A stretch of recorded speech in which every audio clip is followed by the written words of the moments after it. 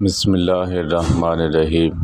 نبی کریم صلی اللہ علیہ وسلم نے ارشاد فرمایا کہ اللہ تعالیٰ تمہاری ساری دعائیں قبول فرماتا ہے، لیکن اس کے 3 طریقے ہیں۔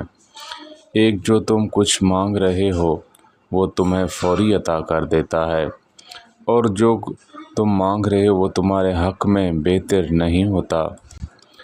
بے شک تم بڑے بے چین ہو، تڑپ رہے ہو، یا تمہارا رب تمہیں وہی دیتا ہے جو تم مانگ رہے ہو، یا وہ تمہارے حق میں بہتر ہی نہیں ہوتا، تو اللہ تعالیٰ اس کے بدلے تمہیں کچھ اور عطا کر دیتا ہے۔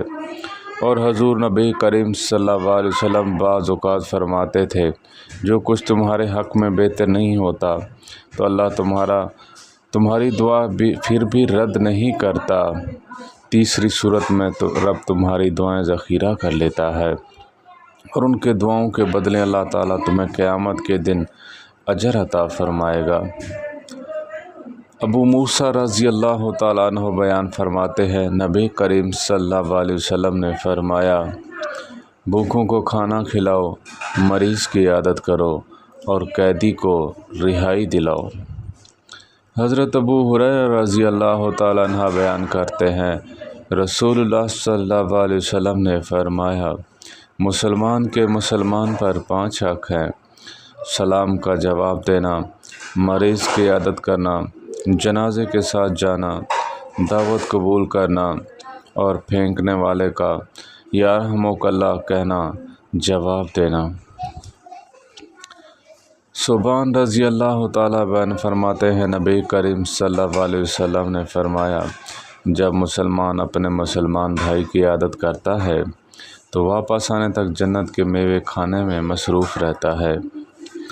حضرت ابو ہریرہ رضی اللہ تعالیٰ عنہ بیان فرماتے ہیں، رسول اللہ صلی اللہ علیہ وسلم نے فرمایا، اللہ تعالیٰ جس بندے کے ساتھ بھلائی کا ارادہ کرتا ہے تو اسے مصیبت میں مبتلا کر دیتا ہے۔ حضرت جابر رضی اللہ تعالیٰ عنہ بیان فرماتے ہیں، رسول اللہ صلی اللہ علیہ وسلم ام مصعب رضی اللہ تعالیٰ عنہ کے پاس تشریف لائے گئے تو فرمایا، آپ کیوں کانپ رہی ہیں؟ انہوں نے بتایا، بخار ہے، اللہ تعالیٰ اسے برکت نہ دے۔ آپ صلی اللہ علیہ وسلم نے فرمایا، بخار کو برا بھلا نہ کہو، کیونکہ وہ نبی بنی آدم کو گناہوں کو اس طرح ختم کر دیتا ہے جس طرح بٹھی لوہے کی میل کچیل کو دور کر دیتی ہے۔